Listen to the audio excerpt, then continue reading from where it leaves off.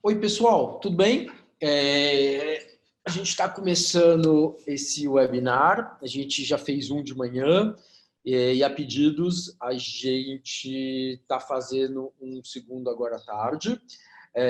Eu vou dar um comecinho, vou começar bem devagarinho, porque aí dá tempo de mais pessoas se juntarem a nós. São 2h03, a gente combinou para as 2h. Eu vou dar mais uns 2 minutinhos, tá? Bom, queria agradecer quem está assistindo, não só pelo fato de estar assistindo, mas porque provavelmente também faz parte de alguma escola que participou da pesquisa, né? Então, muito obrigado pela atenção, muito obrigado por estar assistindo com a gente. Pessoal, vou contar para vocês rapidamente, falar um pouquinho de mim, para quem não conhece, por que eu estou fazendo essa pesquisa. E aí, enquanto isso, a gente dá um tempinho a mais, alguns minutinhos, para ver se chega mais gente, para a gente começar todo mundo junto, tá? Bom, para quem não me conhece, eu vou contar um pouquinho melhor. Eu sou Jairo Bauer, sou médico, psiquiatra, trabalho há muitos anos com a questão de comportamento jovem. E a gente, além do trabalho clínico, né, de atendimento, eu comecei desde o começo a fazer um trabalho de comunicação, né? Então, de alguma forma, não só de tratar ou acompanhar jovens, mas da gente tem, de alguma forma também, da gente conseguir comunicar com esses jovens, comunicar para esses jovens questões importantes de saúde, de comportamento, né? Então, a gente começou ali falando de sexualidade nos anos 90, depois da sexualidade a gente ampliou um pouco as discussões, a gente começou a falar de álcool, cigarro e drogas, depois a gente começou a falar de violências, começamos a falar de administração de riscos, saúde emocional, e uma das demandas maiores nesses últimos tempos tem sido a gente falar de tecnologia, né, de como o jovem usa a tecnologia e de como esse uso pode estar impactando as emoções, saúde e comportamento deles. Então, esse é um tema que a gente tem discutido, falado bastante, né? Pensando nisso, e em função de muitos trabalhos que vinham sendo divulgados, enfim, feitos mundo afora, a gente percebia alguns recortes importantes dessa geração, né? Primeiro, uma geração que parecia usar muito a tecnologia, cada vez mais usar a tecnologia, e depois uma geração que parecia ter uma saúde emocional com mais questões, né? Com maior frequência enfrentando problemas de ansiedade, de depressão. Então, pensando um pouco nisso, né, a gente chegou à conclusão que a gente queria investigar um pouquinho melhor como o jovem estava usando a tecnologia aqui no Brasil e como isso podia estar mexendo no comportamento dele.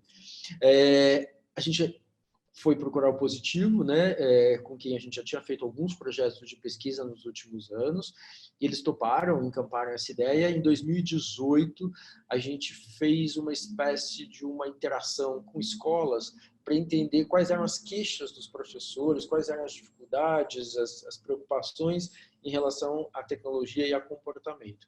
Baseado nesses depoimentos, a gente teve participação de 180 escolas, a gente montou um instrumento de pesquisa, um questionário, né? E foi esse questionário que foi aplicado esse ano, em 2019, né? De maio a agosto de 2019. Então, é um pouquinho sobre esse questionário, sobre esses resultados que a gente vai falar agora, tá? Agora acho que a gente já está com um número maior de participantes. Então, só amarrando aqui rapidinho, antes de começar efetivamente, eu queria agradecer muito a participação das escolas, que não só nesse webinar, né, contar que a gente já fez um webinar de manhã, às 10 da manhã, para algumas outras escolas. Então, primeiro, agradecer a participação de vocês, não só no webinar, mas na pesquisa também, né, porque as escolas que estão participando hoje aqui com a gente são escolas que também, possivelmente, engajaram e envolveram seus alunos na pesquisa, tá? Então, vou começar com uma apresentação. Eu vou compartilhar com vocês uma apresentação que a gente colocou hoje de manhã. Eu vou, de alguma forma, vou tentar reunir nessa apresentação algumas questões básicas do nosso trabalho, do nosso projeto de pesquisa, e contar para vocês, abrir depois para as perguntas e contar para vocês o seguinte, pessoal, essa apresentação que a gente está fazendo, na verdade, é um resumo, tá? Eu vou só pensar alguns resultados, trazer para vocês os principais resultados, e queria antecipar que vocês vão estar recebendo aí nas próximas 2 semanas o relatório completo da pesquisa, né? Essa pesquisa, a gente conseguiu entrevistar mais de 3.000 alunos, né? E a gente já acabou o relatório está consolidado, né? A gente demorou um pouquinho porque, assim, além de ter muito resultado, a gente submeteu toda a pesquisa a uma análise estatística, né? E aí sim a gente conseguiu redigir, produzir o relatório. Ele já passou pela fase de revisão, a gente está na fase final, né, de diagramação e de edição para poder entregar para vocês um produto mais bonitinho, mais bem terminado, mas imagino que em 1 ou 2 semanas vocês estão recebendo aí nas escolas o link que vai dar acesso a esse relatório, tá? E só antecipando uma pergunta que me fizeram de manhã, se os resultados desse relatório vocês podem compartilhar com os alunos de vocês que responderam a pesquisa e, enfim, a comunidade escolar. E aí, não só podem, como devem fazer isso, né? O material foi feito para vocês, né? O relatório, vocês vão perceber que ele é feito numa linguagem muito acessível para vocês trabalharem até diretamente com o aluno, esses textos, se vocês quiserem. Ele é produzido de uma maneira que ele traz algumas perguntas, que são as nossas motivações também, as questões que a gente queria descobrir, né? A gente compartilha essas dúvidas com vocês, para que vocês compartilhem com os alunos e a partir dos resultados que vocês possam fazer essa discussão, tá? Então, tanto esse material que a gente está fazendo aqui, esse webinar, que está sendo gravado, né, como os relatórios que estão sendo produzidos, são materiais que vocês podem e devem sim utilizar para discutir esse assunto com a comunidade escolar e com as turmas de vocês, tá bom? Isto posto, eu vou então começar aqui com a apresentaçãozinha, e aí ao final dela eu vou tentar correr para não, né, para não ficar aqui muito, para não ficar muito perder muito tempo, né? Eu vou correr um pouquinho com ela para deixar mais tempo para a gente, de alguma forma... Opa, comecei ela ao contrário, mas a gente já chega. Para que, de uma forma, a gente possa, no final, então, responder as perguntas e interagir um pouco mais com vocês, tá bom? Então, esse webinar, Tecnologia e os Jovens, sobre o nosso projeto. Queria agradecer de novo a parceria do Positivo Tecnologia Educacional e queria agradecer também a parceria da Catru, que fez toda a análise estatística com a gente, e óbvio de vocês que estão aqui com a gente e responderam, ou fizeram as turmas responderem as perguntas, né? Bom, pessoal, por que a gente quis, né, investigar essa história, né? Da onde a gente tirou essa história, né? Como eu já disse ali no comecinho, nesses últimos anos, muitas pesquisas, muitos trabalhos foram produzidos, foram divulgados com relação aos usos da tecnologia entre os jovens e aos sofrimentos emocionais que os jovens estão enfrentando hoje em dia. Então, eu separei alguns dados para vocês, né? 1 em cada 4 garotas sofre hoje de algum transtorno mental, como ansiedade ou depressão, e essa taxa entre garotas é o dobro da taxa registrada entre os garotos. Essa é uma pesquisa grande feita pelo sistema de saúde público inglês no ano passado. Tá? Dessa mesma pesquisa, mais da metade dos jovens de ambos os sexos que sofrem com algum transtorno mental, algum transtorno emocional, já se automutilou ou tentou suicídio, né? Nós temos quase 12 milhões de brasileiros enfrentando depressão, entre crianças, jovens e adultos, né? A depressão é encarada como uma crise global, né? Não é só uma questão no Brasil. Quase 10% das pessoas aqui no Brasil sofrem com transtornos de ansiedade. O Brasil é considerado o país mais ansioso pela OMS e o 5º mais deprimido. OMS é a Organização Mundial de Saúde, tá? O suicídio é hoje a 2ª causa de morte entre jovens de 15 a 29 anos, também dados da ONU, né? E mais um dado que eu separei que eu acho importante a gente pensar, que na população LGBT, né, os jovens que não se identificam como heterossexuais ou como exclusivamente heterossexuais, são 3 vezes mais vulneráveis a transtornos emocionais e a todos os outros riscos que a gente falou há pouco, né? Então, a gente tem um quadro que é um quadro de sofrimento emocional, né? Eu trouxe esses dados para vocês. E um outro quadro que a gente tem visto a gente fala cada vez mais de uma geração imersa na tecnologia. E muitas pesquisas já apontam algumas relações desse uso mais pesado de tecnologia com essas questões, esses transtornos emocionais que a gente trouxe para vocês. E o que a gente queria saber é, no Brasil, o jovem está usando tanta tecnologia quanto eles estão usando lá fora? E dois, né, a gente também tem esse padrão, né, de sofrimento emocional, e haveria alguma relação entre esse uso mais pesado de tecnologia e esse padrão maior de sofrimento emocional dos jovens da gente? Então, essas eram as perguntas básicas, e eu vou contar agora um pouquinho os resultados para vocês, tá? Então, pessoal, é o seguinte, um perfilzinho da nossa amostra, né? A gente coletou os dados de abril a agosto de 2019, era um questionário anônimo, digital, auto-aplicado, né? Foram mais de 3.300 respondentes, de 12 a 17 anos, do oitavo à terceira série, né? A gente vai ver que eles estão mais ou menos homogeneamente divididos aqui entre 13 e 17 anos. A gente vai ver que eles estão mais ou menos homogeneamente divididos entre a série ou o ano que eles estão. A gente vai ver aqui que 70% da nossa amostra... acho que eu só queria voltar aqui um dado, desculpa pessoal, eu fui para uma tela e voltei para outra. Esse dado é importante, eu vou discutir um pouquinho mais tarde com vocês. A esmagadora maioria da nossa amostra é composta por alunos de escola privada, quase 90%, e pouco mais de 10% por alunos de escolas públicas. A gente teve uma dificuldade muito maior, logística, e convidá-las a participar dessa pesquisa, tá? Então, vocês vão ver, eu vou fazer algumas observações no final, mas tem um viés, né, no final, quando a gente vai ver vulnerabilidade social, tem um viés por conta dessa participação menor da escola pública, tá? Então, voltando aos gráficos anteriores, 70% da nossa população se autoclassifica como branca, né? A gente tem 70% dos nossos jovens morando com pai e mãe, mas 30% dos jovens, ou seja, 3 em cada 10 já moram em outros modelos de família, tá?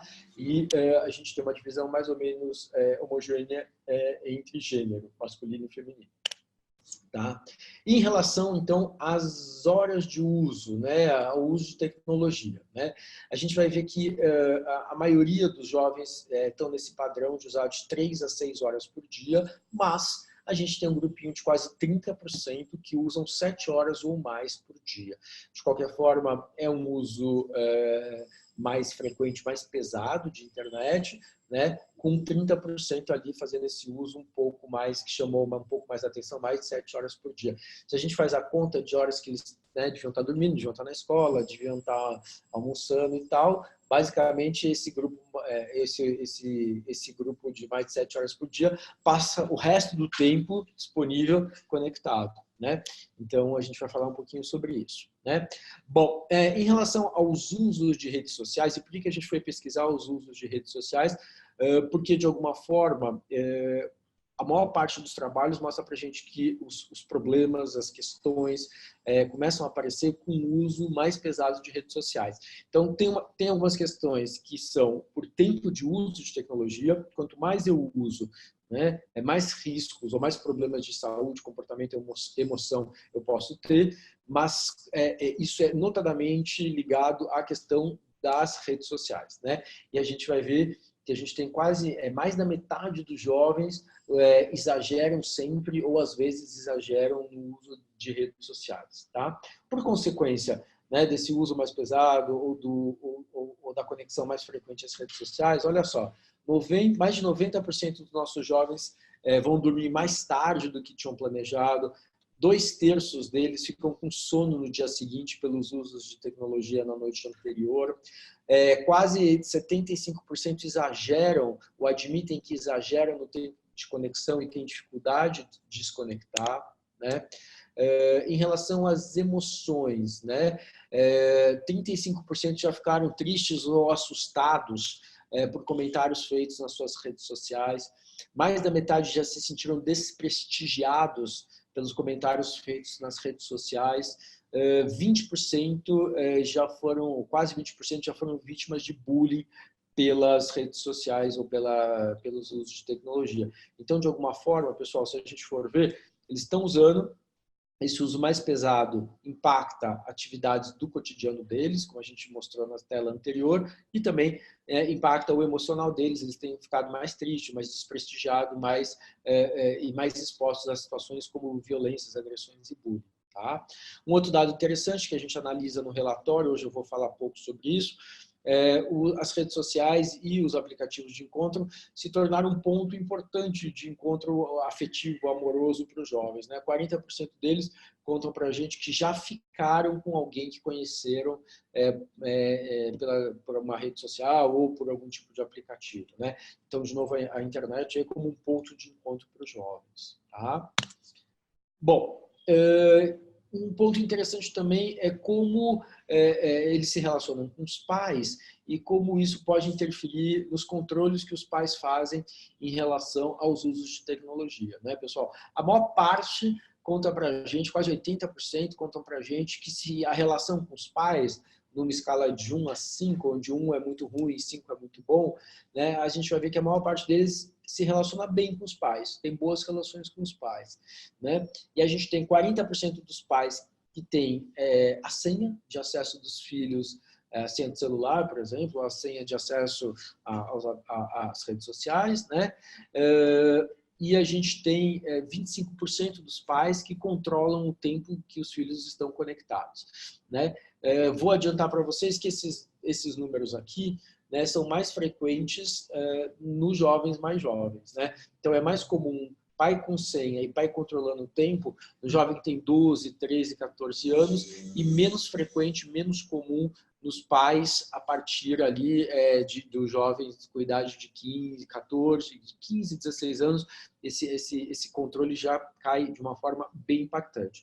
Mostrando que é mais fácil, obviamente, o controle sobre os mais novos do que sobre os mais velhos. Tá? Aí, pessoal, o primeiro grande bloco da nossa pesquisa investigou quem eram esses jovens, essa análise do perfil do nosso jovem. O segundo grupo de perguntas investigava os usos de tecnologia e o terceiro grupo de perguntas investigava, então, a questão das emoções. E elas realmente aparecem de uma maneira muito importante na nossa pesquisa. Então, olha, se a gente for olhar esses gráficos aqui, numa escala de frequência de 1 a 5, a gente vai ver que quase 30% dos jovens se sentem tristes com frequência, 60% se sentem ansiosos com frequência, 60% se sentem estressados com frequência, 50% se preocupam com a aparência, com uma frequência muito grande. E por conta disso, se a gente for olhar, então, aqui, a gente está vendo que a gente tem um jovem que usa muita tecnologia e tem um jovem que, aparentemente, está exposto a uma quantidade maior de questões emocionais. Quando a gente combina isso, possivelmente a tecnologia impactando essas emoções também, a gente tem uma espécie de um efeito cascata que faz com que vários desses comportamentos se potencializem. E aí, o dado mais importante dessa pesquisa, pessoal, se vocês puderem sair de hoje aqui desse webinar, ou mesmo da pesquisa toda com uma tela na cabeça, tenho essa tela aqui que eu estou colocando agora para vocês, que eu acho que é que acende todos os faróis para a gente vermelhos possíveis e imaginários. 25% da nossa amostra já se automutilou, 40% já pensou em suicídio e 12% já efetivamente tentaram o suicídio. Então, o que isso mostra para a gente? Automutilação, uma tentativa de se machucar para tentar aliviar algum tipo de estresse emocional ou chamar atenção para algum tipo de sofrimento.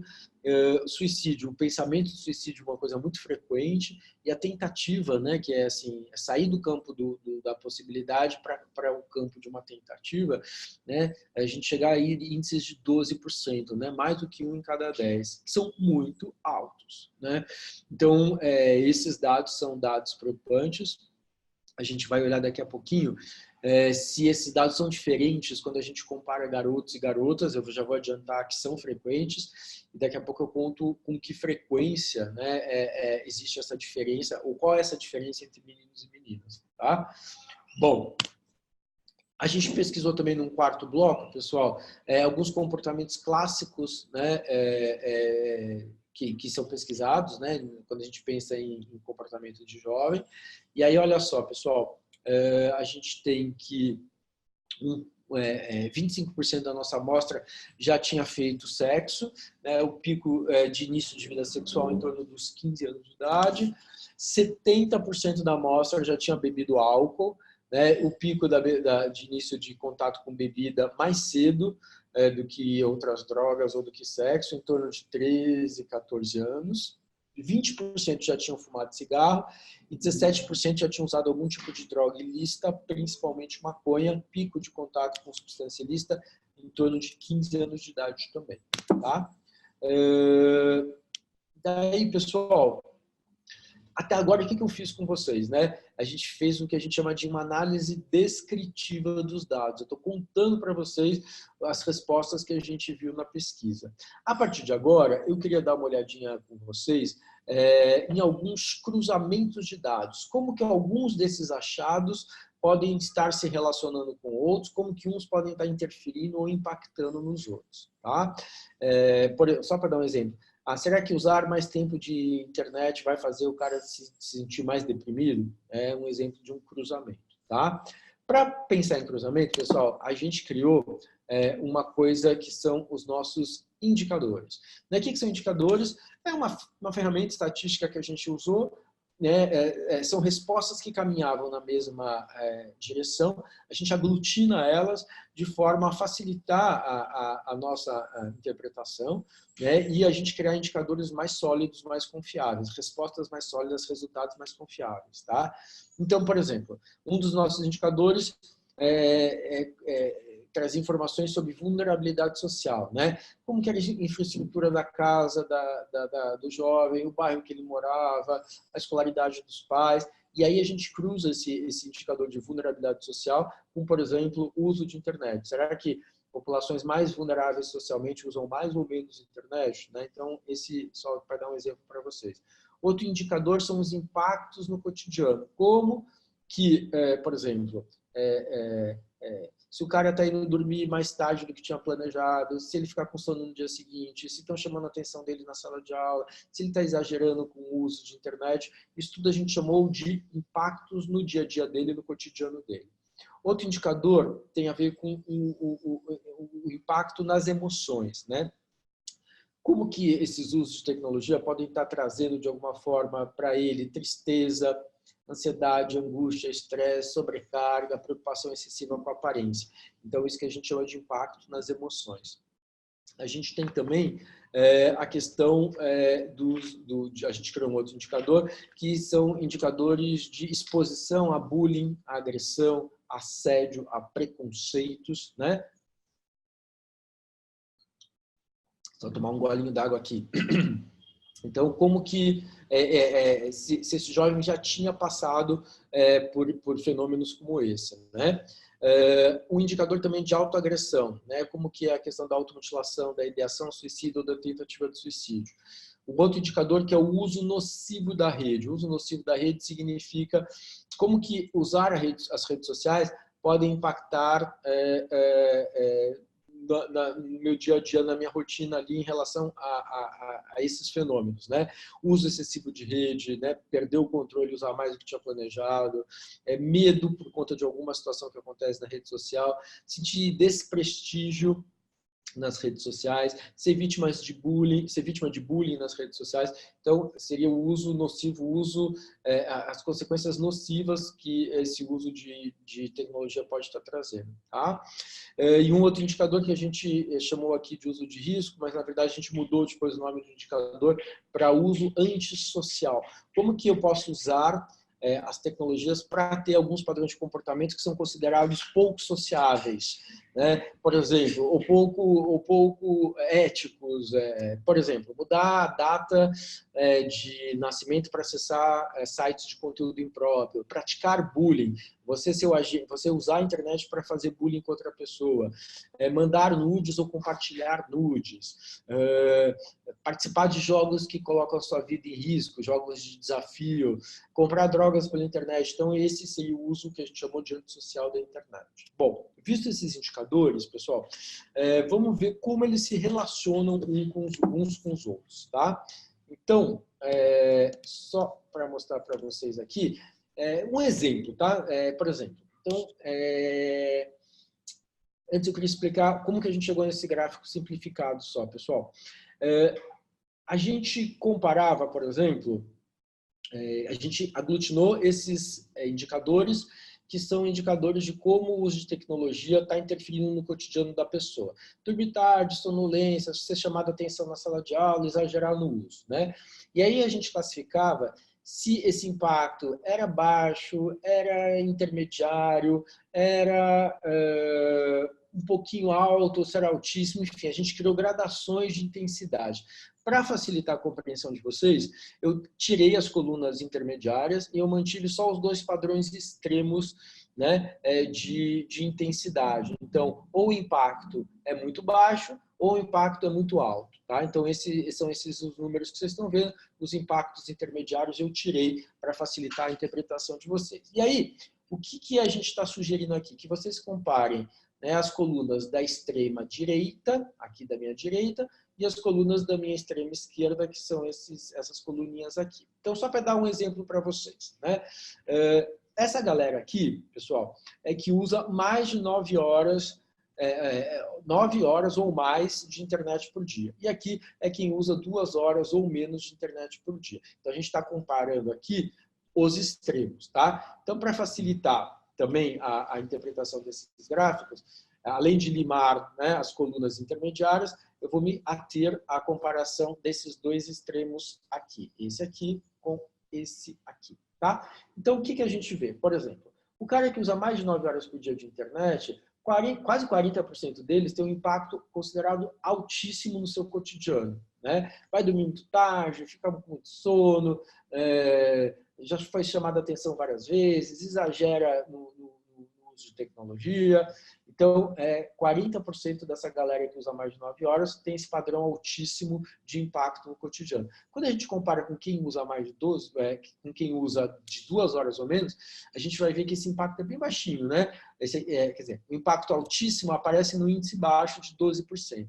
Se você divide esse 38 aqui, 38,9 por 12,6, a gente chega no nível, né, no grau de risco aí, né? Então, traduzindo em miúdos, né? Simplificando. Usar mais de 9 horas de internet por dia, quando comparado a usar menos de 2 horas por dia, faz com que a pessoa tenha 3 vezes mais chance de ter impactos muito altos no seu cotidiano, tá? Então, acho que deu para entender esse gráfico. Quando a gente... o mesmo raciocínio vale para todos os outros gráficos, tá? Então, quem usa mais de 9 horas tem um risco quase 2 vezes maior de ter um impacto muito alto nas suas emoções, né? Tristeza, ansiedade, angústia, estresse, cobrança, se sentir sobrecarregado e aparência, tá? Próximo. Quem usa mais de 9 horas por dia tem um risco 2 vezes maior, né, de já ter sido exposto a violências como bullying, agressão, assédio, preconceito. Isso traz um dado interessante, né? Porque essas questões que a gente perguntou, bullying, agressão, assédio, preconceito, a gente perguntou fora da rede, né? Mas o que a gente sabe hoje, para esse jovem que passa o tempo inteiro conectado, não tem muita distinção do que é offline, do que é online, do que é virtual, do que é real, né? Uma coisa que começa na escola continua nas redes sociais, uma coisa que começa nas redes sociais continua na escola, e é por isso que a gente tem essa combinação aí também. Quem usa muito a internet acaba mais exposto a situações de violência. Tá? Quem usa muito a internet, quando a gente compara de novo 9 com 2, né? Quem usa mais de 9 horas, quem usa menos de 2 horas, o risco de autoagressão, aquilo que a gente falou de automutilação, ideação suicida, tentativa de suicídio, também esse risco é 2 vezes maior. Tá? Então, mostrando aí para a gente que um uso mais pesado de internet também, de alguma forma, né, possivelmente expõe o indivíduo a uma série de situações de exposição, riscos, medos, desprestígio. Isso tudo colabora para emoções negativas e isso acaba impactando aí aquele efeito cascata que eu comentei com vocês e faz com que o indivíduo tenha uma chance maior de se automutilar ou de tentar suicídio, por exemplo. Tá? Aí, pessoal, a gente foi olhar também uma coisa que parecia óbvia, mas que a gente não tinha certeza, né? Se o cara usa muito tempo a internet, se ele está muito conectado nas redes sociais, na tecnologia, será que o desempenho na escola piora ou melhora? Né? Intuitivamente, a gente imagina que piora, mas a gente não sabia o quanto. Né? Então, a gente olhou para alguns indicadores, por exemplo, faltar. Né? Então, a gente comparou várias gradações de números de faltas por ano. Eu peguei só os extremos, faltar nunca e faltar mais de 21 vezes no ano.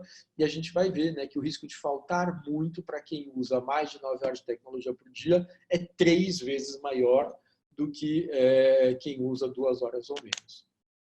Notas mais baixas, né? Quer dizer, a gente fez várias gradações de nota, agora eu separei quem tira menos de 7, quem tira mais de 9, né? E aí a gente vê que, por exemplo, as notas mais baixas, que estão aparecendo aqui em vermelho, né? O risco do indivíduo ter uma nota mais baixa, se ele usa mais de 9 horas por dia, é mais de 1,5 vezes maior do que se ele usa menos de 2 horas por dia. Então, ele falta mais, ele tira notas mais baixas, ele reprova mais, né? A chance dele ser reprovado é 2 vezes maior, e ele está defasado também, a idade em relação à série que ele está.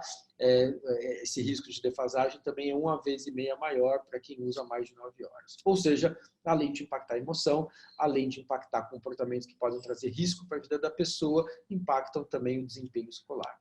Tá? E esse dado é interessante, pessoal, mostra para a gente o seguinte, né?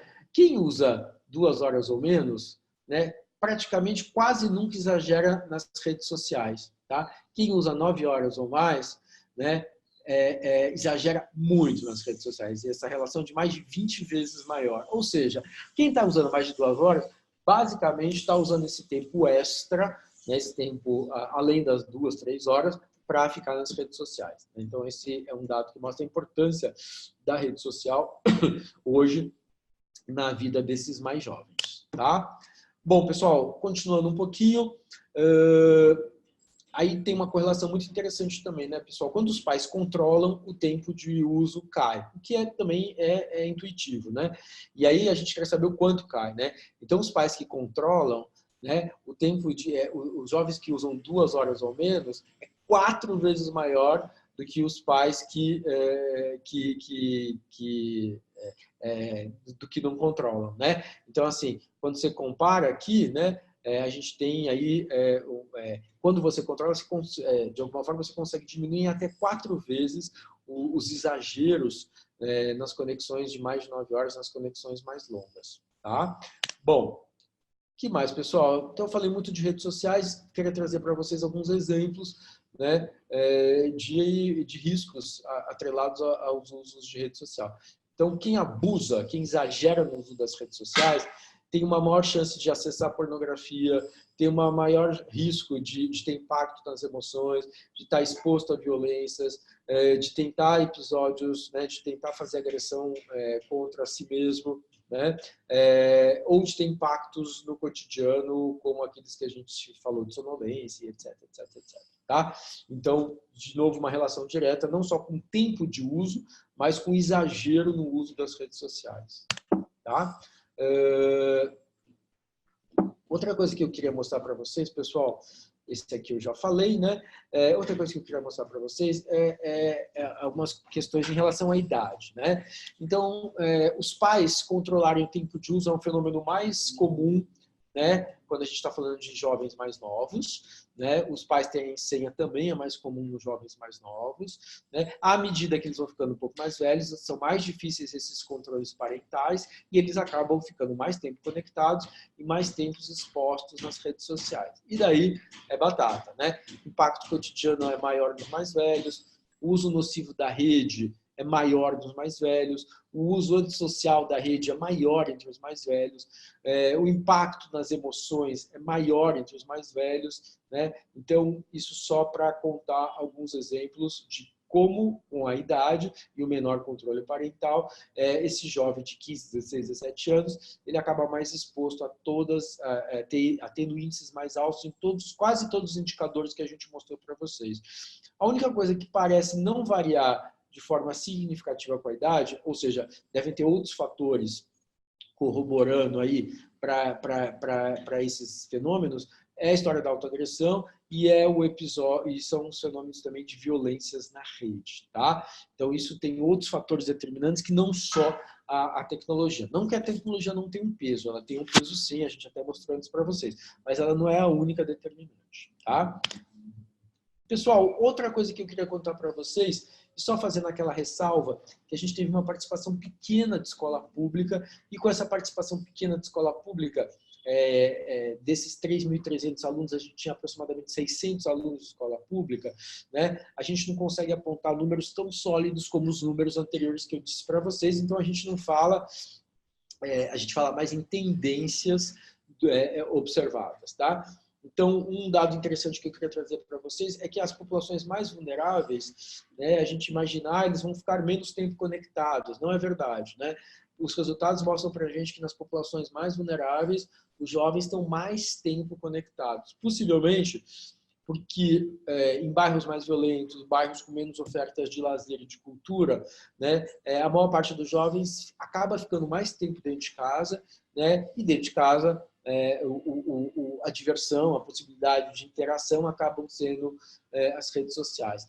Então, se a gente for pensar em termos de políticas públicas, né, bairros com menos expostos à violência, com mais possibilidades de atividades culturais e de lazer, né, são bairros que provavelmente serão protetores para esse uso mais exagerado de internet, tá? Ou de tecnologias. Que mais, pessoal? Aqui apareceram algumas tendências para a gente nos alunos de escola pública, mas eu queria fazer outra ressalva para vocês. A maior parte dos alunos de escola pública que a gente entrevistou são alunos de 8º e 9º, ou seja, são alunos mais novos. E aí aparece um dado curioso que parece que os pais dos alunos da escola pública controlam, na média, maior, controlam mais ou têm mais a senha do que os pais dos alunos das escolas privadas. O que, no meu entender, a gente não dá para afirmar isso com certeza absoluta, acho que é muito mais uma tendência observada, e para mim, pessoalmente, a explicação é que a gente entrevistou jovens mais jovens, e aí é mais possível o controle parental, tá bom? Vou passar o próximo aqui, pessoal, e aqui eu queria fazer um parênteses muito importante, que é a questão do recorte de gênero, tá, pessoal? Os garotos na nossa pesquisa, eles ficam um pouco mais de tempo conectados do que as meninas, em média 20% a mais de tempo conectado. Além das redes sociais, eles usam a tecnologia para games, para vídeos e para acesso à pornografia. As meninas, além das redes sociais, basicamente para músicas e filmes, tá? Dados importantes. Apesar dos meninos usarem mais tempo do que as meninas exageram mais nas redes sociais do que os meninos. E aí, pessoal, todos os fenômenos que a gente observou são mais frequentes em meninas, com exceção de um, né? Então, elas ficam mais impactadas no seu cotidiano, aquela história de dormir tarde, ficar sonolenta. Elas têm mais impacto nas emoções, ansiedade, depressão, estresse. Elas têm mais impactos em exposição a violências, né? Como bullying, como assédio, né?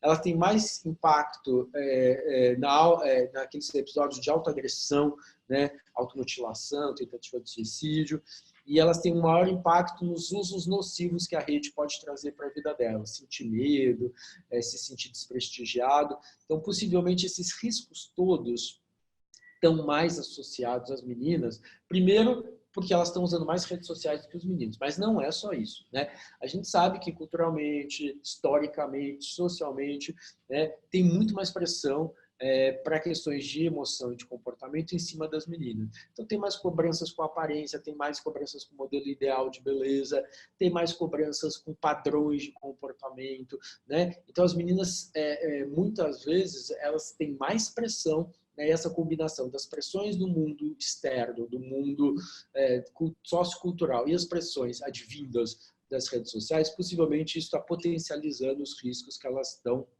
sofrendo. Então, a gente tem um recorte de gênero também nessa questão dos impactos. E, se vocês forem observar o último item, né, o uso antissocial é mais comum entre os garotos. Se vocês se lembram bem, o uso antissocial é aquela história de mudar a idade para acessar sites de conteúdo impróprio, pornografia, né? Acessar, usar a internet para comprar droga, participar de jogo que coloca a vida em risco, praticar bullying, mandar nude, né? Então, esses comportamentos talvez sejam mais frequentes nos meninos, né? O uso antissocial na rede trouxe um impacto maior para os meninos do que as meninas, possivelmente também, né, por um recorte de gênero, né? É esperado dos meninos um tipo de atitude em que eles se arriscam mais, em que eles são mais agressivos, em que eles acessam mais pornografia, né? Então, de novo, aqui aparece um recorte de gênero nessa história aí que eu estou contando para vocês. E aí, pessoal, só contar para vocês, aqueles índices que eu trouxe para vocês, que eu falei que era o slide, a tela mais importante do dia aí, né, desse webinar, né, a história da automutilação, ideação de suicídio e tentativa de suicídio. Se a gente for ver isso, pessoal, quando a gente divide entre homens e mulheres, a gente vai ver que os índices são muito mais frequentes entre as mulheres, né? Então, mulheres, se a gente compara automutilação entre garotas e garotos, a gente vai ver que é o dobro, né? Quase 1 em cada 3 meninas já se automutilou, contra 16% dos garotos. Quase metade das meninas já pensou em suicídio, contra 28,5% dos meninos. Quase 15% das meninas já tentou suicídio, contra 7% dos meninos. Ou seja, né, definitivamente tem um recorte de gênero, e esse efeito de cascata, potencializador, que acontece nas redes sociais, está atuando mais fortemente sobre as meninas. Tá? E aqui, pessoal, caminhando para a última tela para a gente ter tempinho para perguntas, né? Vou dar uma resumida. A pesquisa vai na mesma direção de outros resultados encontrados em outros países, em outros centros, né? Ela aponta, sim, para uma geração que parece ter mais sofrimento emocional, ela aponta, sim, para uma geração que faz um uso pesado de tecnologia, ela aponta, sim, para uma relação clara entre o tempo de uso, principalmente de redes sociais, e riscos, né, de diversas naturezas. Né? Ela aponta as meninas como o grupo mais vulnerável. Eu não trouxe aqui esses dados para vocês hoje, mas eles vão estar no relatório, já estão no relatório. A população LGBT, os meninos e meninas que não se classificam como exclusivamente heterossexuais, também aparecem como um grupo mais vulnerável na nossa pesquisa. E aí isso tudo sinaliza para a gente que, né, a gente precisa educar esses jovens com relação ao uso de tecnologia. Né? Se os controles externos funcionam em casa para jovens mais jovens, né? Como a gente pode fazer com que os jovens mais velhos, de alguma maneira, percebam mais riscos e se policiem de uma forma a fazer um uso mais tranquilo, menos nocivo da internet. Né? E outra questão importante, que eu acho que fica clara para a gente, que a escola não pode sair, perder de perspectiva que ela é, sim, um espaço muito importante para a gente discutir usos de tecnologia, cidadania digital, como eu devo me comportar com relação ao outro nas redes sociais também. Não é a tela que tem que fazer uma diferença, né? Eu acho que a escola tem um potencial e um papel muito importante, né? E da mesma forma que a gente tem, né, deveria discutir na escola sexualidade, álcool, cigarro e drogas, cidadania, meio ambiente, sustentabilidade, a gente tem que discutir também tecnologia e impactos da tecnologia na saúde emocional dos jovens. Tá bom? Então, resuminho é isso, falei muito rápido, mas queria deixar um tempinho para vocês fazerem as perguntas de vocês. Vamos lá, acho que a gente está com um bate-papo aberto aqui do lado. Se alguém tiver dúvidas ou quiser colocar alguma coisa, estamos aqui prontos para responder.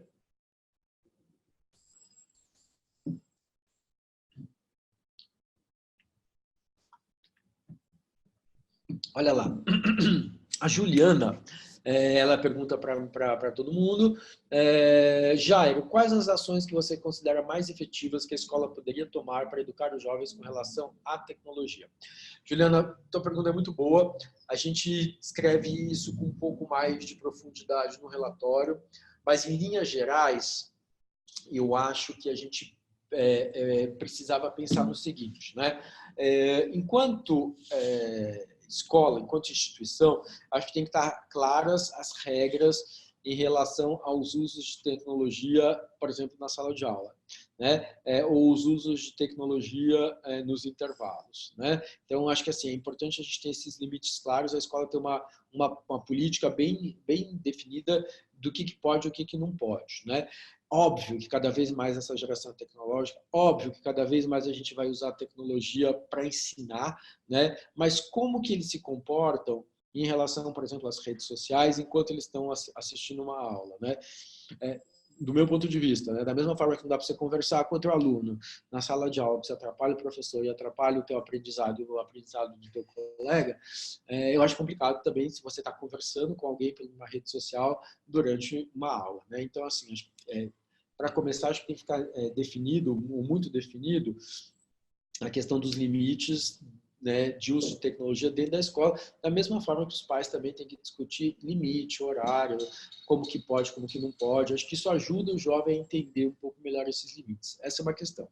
A outra questão, eu acho que a gente tem que trabalhar os diversos aspectos da tecnologia, né? Então, um ponto importante, no meu entender, é como que o jovem percebe que ele está passando do ponto, que ele está exagerando, que ele pode estar tendo comportamentos de dependência. O que é dependência de tecnologia? Quais são os principais sintomas, os sinais? Né? Como dependência de tecnologia pode atrapalhar a vida dele e como ele localiza que ele pode estar começando a passar do ponto.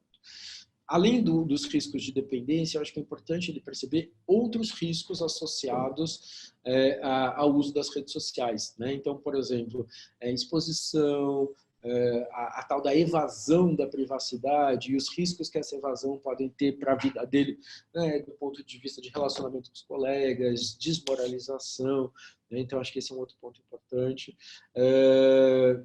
O reconhecimento de comportamentos que são éticos, são cidadãos e comportamentos em que ele pode estar, de alguma forma, colocando a vida de outra pessoa ou a saúde emocional de outra pessoa em risco, né? Então, se eu pratico bullying, se eu compartilho um nude que chegou para mim de uma outra pessoa, se eu entro num grupo que está tirando sarro de alguém, que está fazendo bullying com alguém, como plateia, né? Eu posso não ser o agressor, mas eu sou a plateia e como isso pode fazer mal para uma pessoa também.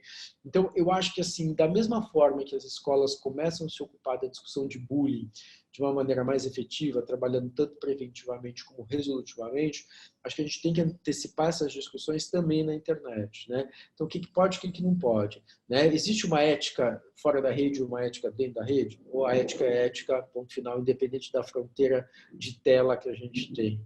Né? Quanto tempo eu posso usar? Será que eu percebo quando eu estou exagerando?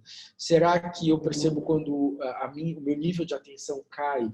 Ou eu não consigo fazer uma lição? Ou eu não consigo desenvolver um trabalho? Ou eu não consigo fazer uma entrega porque eu me perco, né, nas tecnologias? Então, acho que esses são alguns pontos que eu acho importante trabalhar com eles. E, de novo, se a gente começar esse trabalho mais cedo, quando a gente chega um pouco mais tarde, um pouco mais na frente, é mais fácil resgatar alguns desses pontos. Acho que eu te respondi, né, Juliana? Vamos ver se tem mais alguma pergunta. Queria saber se vocês ficaram com alguma dúvida de metodologia, alguma dúvida de como a gente construiu as respostas, os indicadores, se vocês têm alguma curiosidade em relação a alguma coisa que eu não falei no bate-papo e, de repente, é uma coisa que é importante para vocês. Só lembrando o seguinte, né, para quem chegou atrasado ou para quem não ouviu as explicações desde o começo,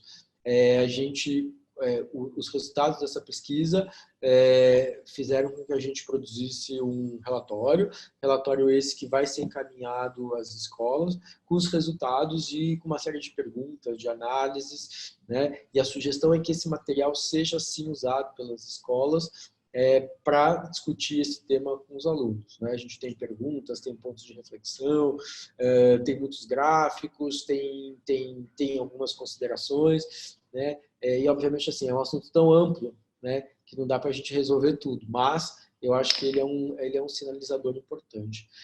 Enquanto não vem mais uma pergunta, e lembrando que a gente está aí nos últimos minutinhos, eu queria só contar para vocês alguns outros estudos que a gente tem visto, né? Então, assim, primeiro, eles estão usando muita tecnologia e as tecnologias parecem impactar nas emoções. E segundo, essa geração parece realmente ser uma geração que tem mais dificuldade de lidar com as suas emoções, né?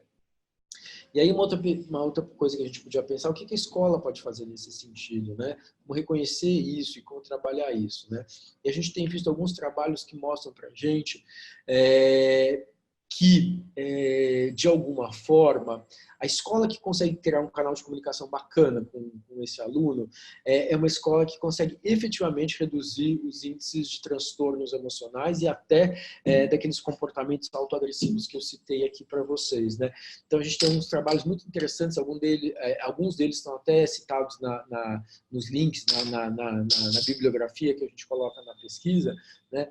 E esse trabalho mostra um dado bem bacana, que é que as escolas em que o jovem consegue identificar um canal de comunicação, um adulto, por exemplo, de confiança, com quem ele pode falar, se abrir, são escolas que fazem um trabalho muito mais efetivo de prevenção de transtornos emocionais. Então, pode ser um professor, um pedagogo, um psicólogo, um funcionário da escola, em quem o jovem confie, com quem ele possa conversar, né? Esse é um caminho. O outro caminho é a escola identificar quais são os jovens que os outros jovens já procuram eles quando não estão bem, né? São jovens, assim, vamos chamar influenciadores sociais, mas fora da rede, né? Não só na rede, mas fora da rede também. E são jovens que são capacitados, ou podem ser capacitados pelo psicólogo da escola, pelo pedagogo da escola, pelo professor da escola, a ouvir, né, a criar uma sensibilidade para perceber quando o outro está sofrendo, quando o outro não está legal, e, de alguma forma, a ouvir. Né, aprender a ouvir. Né, aprender a ouvir alguém que está sofrendo, que não está legal, que não está bem, e, de repente, até fazer uma ponte dessa pessoa com quem possa, um adulto, um profissional que possa ajudá-la. Né? Curiosamente, na pesquisa, uma coisa que eu não contei aqui nem na webinar da manhã, os jovens contam para a gente que eles sim são capazes de identificar quando um amigo não está bem e que sim eles se sentem capazes de ajudar um amigo que não está bem. Então, se a gente, né, aproveitar essas qualidades, né, esses atributos deles, quem sabe a gente não consegue, de alguma forma, capacitar, né, a como lidar com uma situação de sofrimento do outro e qual o melhor encaminhamento que ele pode dar. Isso é um trabalho legal e que não é uma ideia minha, né, eu só estou contando para vocês ideias que a gente viu de outros trabalhos, que estão mostrando que tem um resultado bastante positivo no outcome, nos resultados aí, desses jovens, da saúde emocional desses jovens. O Carlos falou aqui, olha, ficou claro, pode ficar tranquilo, adorei, tenho certeza que essa pesquisa vai ajudar muito todas as escolas, como lidar com a tecnologia no dia a dia. Posso compartilhar com mais pessoas os resultados? Pode, Carlos. Esse material é para ser socializado, né? A ideia é que vocês usem com os alunos de vocês, usem na comunidade de vocês. Se vocês quiserem comentar sobre ele com outros em outras escolas, em outras redes, fiquem à vontade. Né? A ideia da gente, né, quem sabe no futuro, né, conseguir fazer isso com mais assiduidade para a gente acompanhar, né, essas mudanças eventuais em padrão de comportamento. Tá? Pessoal, eu acho que a gente vai terminando por aqui. Eu queria agradecer muito de novo, tanto a participação de vocês, que eu sei que vocês que estão assistindo aí são pessoas que se engajaram de alguma forma no projeto, ou para participar dessa webinar, ou para, de alguma forma, trazer os alunos de vocês para responderem as pesquisas. A gente teve um número bom de alunos, a gente queria mais, né? Na verdade, a gente teve 3.000, quase 3.500, mas a gente queria mais alunos para ter um resultado, um impacto talvez ainda maior, né? Mas foi bacana, né? E muito legal a ajuda de vocês, a participação de vocês. Espero que vocês aproveitem o relatório e qualquer dúvida a gente tá por aqui, tá bom? Muito obrigado ao Positivo também, a Paula que está aí me ajudando e a todo mundo que participou. Gente, até mais.